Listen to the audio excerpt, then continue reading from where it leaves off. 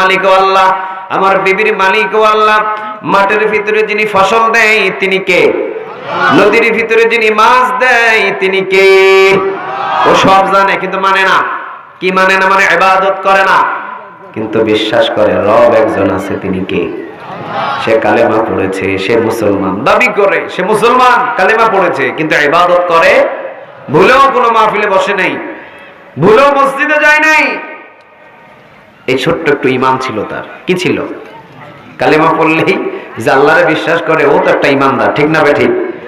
সে কালেমা পড়েছে, সে জানে যে মুহাম্মদ সাল্লাল্লাহু আলাইহি ওয়াসাল্লাম আল্লাহর প্রেরিত রাসূল এবং একজন আমাদের রব আছেন। তিনি কে? আল্লাহ। এটা বিশ্বাস করে সে।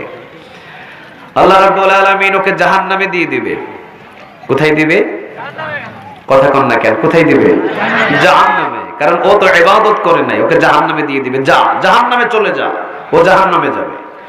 হাজার হাজার লক্ষ লক্ষ কোটি কোটি বছর সে জাহান্নামের আগুনে জ্বলবে। আল্লাহ রাব্বুল আলামিন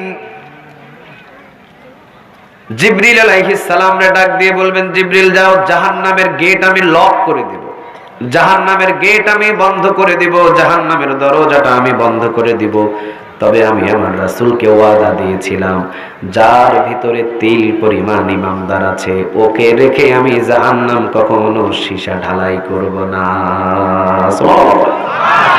শাস্তি দিব, আযাব দিব, তবে যার ভিতরে একটু বিন্দু পরিমাণ তিল পরিমাণ ঈমান ছিল ওরে রেখে আমি সীসা ঢালাই করে জাহান্নামটা বন্ধ করব না। কারণ ওই সীসা ঢালাই যখন জাহান্নামটা দিয়ে দিবে, পৃথিবীটার কখনো কোনোদিন আল্লাহ রাব্বুল আলামিন জাহান্নামটা কখনো খুলবে, আরো জোরে বলেন, খুলবে? জাহান্নামটা লক হয়ে যাবে, চিরস্থায়ী লক, আর খোলাখুলি নেই। আল্লাহ রাব্বুল আলামিন জিবরিল আলাইহিস সালামরে ডাক দিবেন।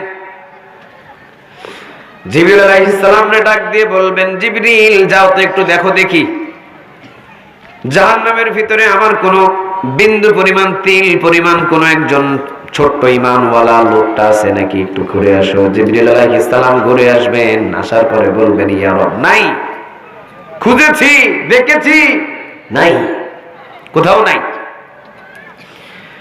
জিবরিল আলাইহিস সালামকে আল্লাহ আবার বলবেন, যাও, আবার যাও, আবার যাবেন, আবার গিয়ে দেখবেন নাই।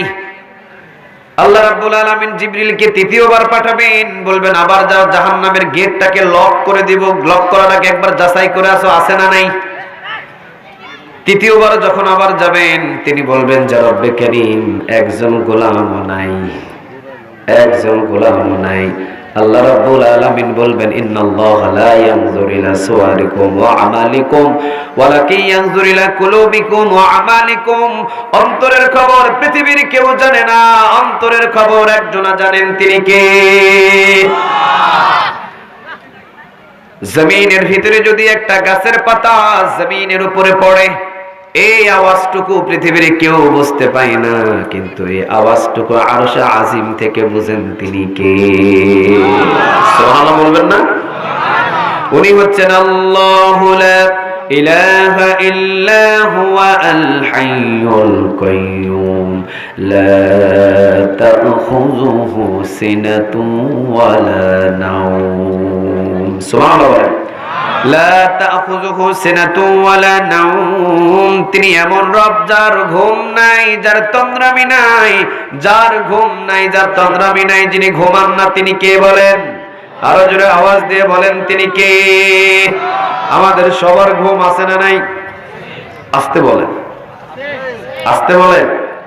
আমাদের সবার ঘুম আছে না নাই? কিন্তু ঘুম নাই কার? আর একটু আওয়াজ দিয়ে বলেন, কার? জীবনে কোনোদিন ঘুমাই নাই। রাতের 2টা বাজে, রাতের 3টা বাজে, আপনি যেখানে যা কিছু করেন ওইটার খবর জানেন, তিনি কে?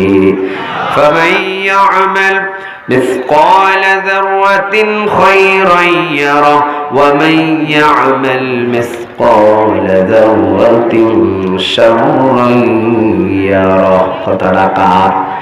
যারা পরিমাণ নেক আমল করেছেন সেটাও কিয়ামতের ময়দানে হাজির হবে, যারা পরিমাণ গুনাহ করেছেন সেটাও কিয়ামতের ময়দানে হাজির করবেন, তিনি কে? তাহলে আমি রাতের বেলা দিনের বেলা যা কিছু করি সব খবর জানে কে বলেন? আরো জোরে বলেন, কে?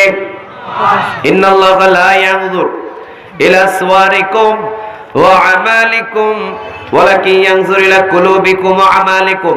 অন্তরের খবর পৃথিবীর কেউ জানে না, প্রতিটা মানুষ